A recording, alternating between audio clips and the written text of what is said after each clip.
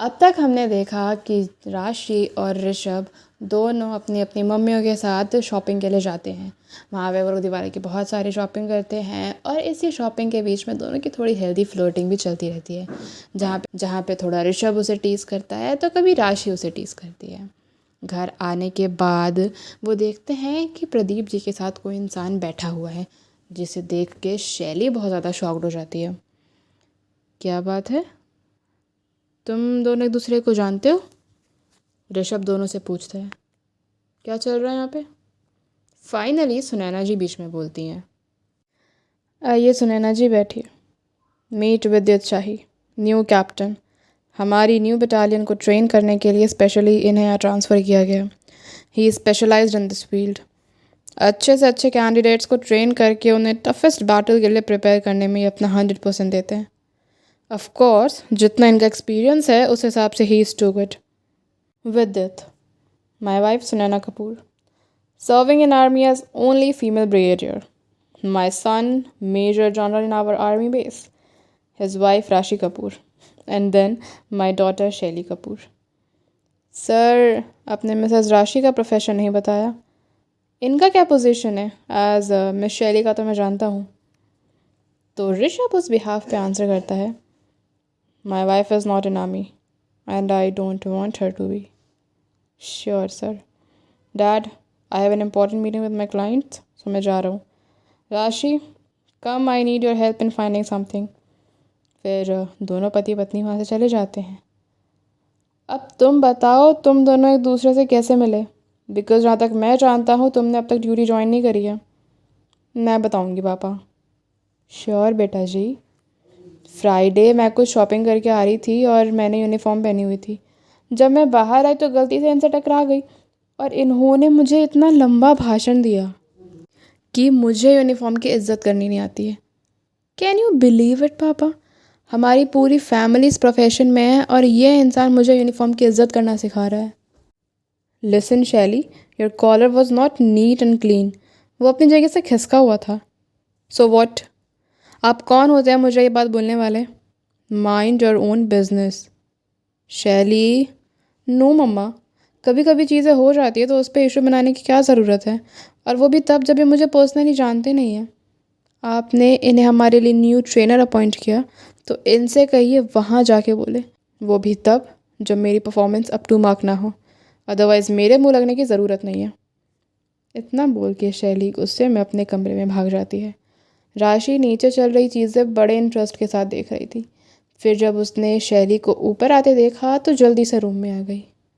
ऋषभ, आपको पता है दोनों अपनी फर्स्ट मीटिंग में झगड़ा कर चुके हैं।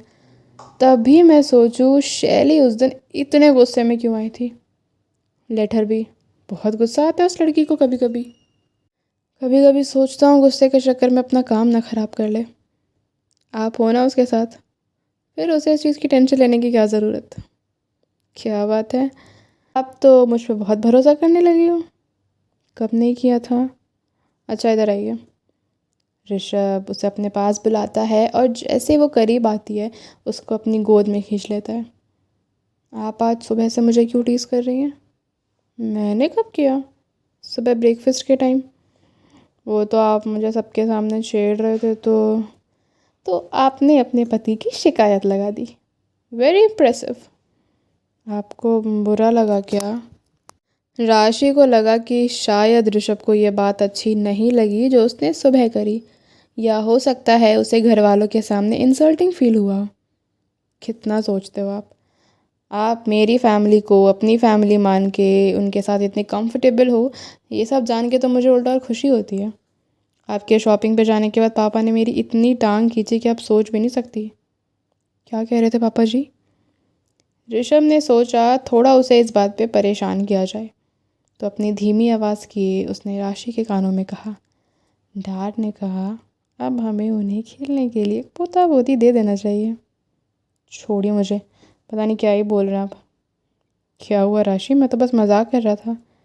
इधर देखो एक बार, व्हाट हैपेंड? सडनली आपको इतने पसीने क्यों आ रहे हैं? वो राशि बच्चे का नाम सुन के बहुत घबरा गई थी और उसके चेहरे पे स्वेटिंग और नर्वसनेस देख के ऋषभ को भी समझ नहीं आ रहा था ऐसा क्यों हो रहा है। टेल मी क्या हुआ? आप मुझे ऐसे डरा रहे हो बस। वो जब मैं 10 साल की थी तब मम्मी को दूसरा बेबी कंसीव हुआ था। बहुत मुश्किल से वो प्रेगनेंसी हुई थी। पापा नहीं चाहते थे बट मम्मी इसके लिए बहुत एक्साइटेड थी। डॉक्टर ने दोनों को इसके प्रॉज एंड कॉन्स बताए थे कि मम्मी की बॉडी ठीक नहीं है तो अबॉर्ट करवा दें, पर वो नहीं मानी। मम्मी के स्टार्टिंग 3 मंथ्स बहुत डिफ़िकल्ट थे। मैंने उस टाइम में उन्हें हमेशा बेड रेस्ट पे ही देखा। पता नहीं क्यों वो मेमोरी मेरे दिमाग में इतने अच्छे से फिट है। हम खाना खाते तो बीच खाने से उठ के वो वॉशरूम में भाग जाती, थोड़ा चलती उसी में उनकी सांस फूल जाती, यहाँ तक कि मुझे रेडी करके स्कूल भी नहीं भेज पाती थी। स्पेशली उनका ध्यान रखने के लिए नानी गांव से आई थी। ऐसे ही सब 8 महीने चला। फिर एक दिन गांव से मामा जी का फ़ोन आया जो नानी के एब्सेंस में नानू को देखने गए थे। वहाँ जाके मामा ने देखा खेत में काम करते करते नानू फिसल गए हैं और उन्हें पास के हॉस्पिटल में एडमिट कराया है। जब उन्होंने नानी को फ़ोन करके बात बतानी चाहिए तो मम्मी ने सब सुन लिया और उनको सडनली पेट दर्द शुरू हो गया। पापा मुझे जस्ट स्कूल से लेकर आए थे और हम दोनों बहुत हैप्पीली घर में घुस ही रहे थे जब हमने मम्मी को सोफे पे दर्द में तड़पते हुए देखा और नानी अपनी पूरी कोशिश करके उन्हें संभाल रही थी।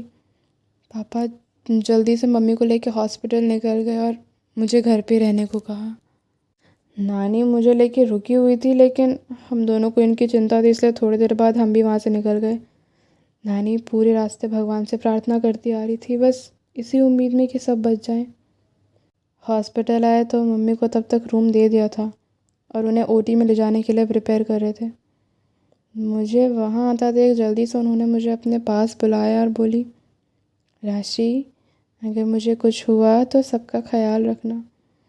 और मैंने वहीं रोना शुरू कर दिया। वो मेरे ऊपर बहुत बड़ी जिम्मेदारी डाल रही थी। मुझे रोता देख नानी ने उन्हें डांटा और फिर प्यार से उनके सर पे हाथ रख के उन्हें हिम्मत देने लगी। वहीं तब तक मैं और पापा ये नहीं जानते थे कि नानी और माँ खुद अंदर से कितना बिखर चुके हैं। ऑपरेशन शुरू हुआ। घंटे बढ़ते जा रहे थे पर वो ओटी की लाइट्स बंद ही नहीं हो रही थी। 3 घंटे बाद डॉक्टर बाहर आई। मुझे नानी ने वहाँ से बाहर भेज दिया लेकिन मैं कहीं नहीं गई थी। मैं वापस आके डॉक्टर के कैबिन में जो हो रहा है वो सब सुन रही थी। डॉक्टर ने कहा वो बच्चा नहीं बच पाया। लड़की थी जो हमेशा पापा चाहते थे कि हो तो बेटी ही हो। वो न्यूज़ सुन के मम्मी ट्रिगर हो गई थी और उसका इफ़ेक्ट पड़ा बेबी पे। अल्ट्रासाउंड में पता चला था बेबी नॉर्मल बेबीज़ के अकॉर्डिंग काफ़ी वीक है।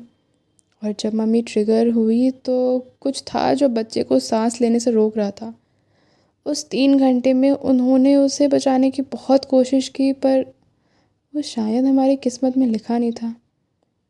डॉक्टर ने आगे बताया कि मम्मी के यूट्रस में एक सिस्ट है और उसे जल्द से जल्द निकालना होगा और अगर नहीं निकाला गया तो बहुत ख़तरनाक हो सकता है। ये सब हम तीनों के लिए बहुत शॉकिंग था। आगे मैंने कुछ नहीं सुना। मैं वहीं गेट के पास अपने घुटनों में मुंह छुपाए रोने लगी। तब पापा को पता चला मैंने सब सुन लिया है। ऋषभ, वो मेरी लाइफ का पहला सबसे ख़तरनाक दिन था। वो बातें, मम्मी की चीख पुकार, डॉक्टर की निराश आंखें, नानी पापा का रोना, सब मुझे याद दिलाता है उस बच्चे की जिसे 8 महीने महसूस करने के बाद हमने खो दिया। राशि के चेहरे से टप टप आंसू बहे जा रहे थे और ऋषभ उसे सांत्वना देने की पूरी कोशिश कर रहा था। उसकी पीठ रब करके उसे चुप करा रहा था क्योंकि वो जानता था इस इंसिडेंट ने उसके मन पे कितनी गहरी छाप छोड़ी है। आगे भी बहुत बात थी जो राशि को बतानी थी लेकिन वो रोते रोते इतनी हिचकियाँ ले रही थी कि उसे शांत कराना भी ज़रूरी था। वो पानी लेने के लिए उठा तो राशि ने उसे जाने नहीं दिया, बस उसे कस के पकड़ी रही। राशि, पानी लेकर आता हूँ मैं। पर वो फिर भी उसको नहीं छोड़ती तो ऋषभ उसे अपनी गोद में उठाता है और स्टडी रूम में लेके जाता है जहाँ वो हमेशा पानी रखता ही था। ये लो पानी पियो। और वो चुपचाप किसी घायल बच्चे की तरह सारा पानी पी लेती है। Feeling better? Are you scared of kids? नहीं, I am just scared from that process. Let it be, आप रेस्ट करो। इतना रोने के बाद थोड़ा तो सोना पड़ेगा। जैसे डिनर बन जाएगा मैं ऊपर ले आऊँगा। नहीं, घर में मिस्टर शाही आए हुए हैं, आम ओके। सब बैठ के साथ में डिनर कर लेंगे। श्योर? आपको फोर्स करने की ज़रूरत नहीं है। पापा आपकी आंखें देख के पहचान जाएंगे और फिर बोलेंगे मैंने आपको रुलाया। आपको पता है ना मुझे जनरल साहब से कितना डर लगता है। ऋषभ बहुत इनोसेंट सा पपी फेस बना के बोलता है तो राशि को फाइनली हंसी आ जाती है। मैं पापा जी से बोल दूँगी कि मेरे मिस्टर मेजर जनरल मुझे कभी नहीं रुला सकते। आई कैन राशि, डोंट अंडर एस्टिमेट मी। फिर उसे आँख मार के टेबल पे रखा अपना लैपटॉप उठाने चला जाता है। तो राशि की अगली कहानी क्या है? वो कौन सा ऐसा हिस्सा है जो उसने अब तक नहीं बताया है? वो कौन सी ऐसी बात है जो उसे ट्रॉमा देती है, उसे अपने पास्ट की याद दिलाती है? क्यों वो बच्चे नहीं चाहती? ये सारी बातें जानेंगे अगले एपिसोड में। तो तब तक के लिए हमारे साथ बने रहें और स्टोरी पसंद आए तो लाइक शेयर सब्सक्राइब करना बिल्कुल मत भूलना। मिलेंगे नेक्स्ट में। Bye bye.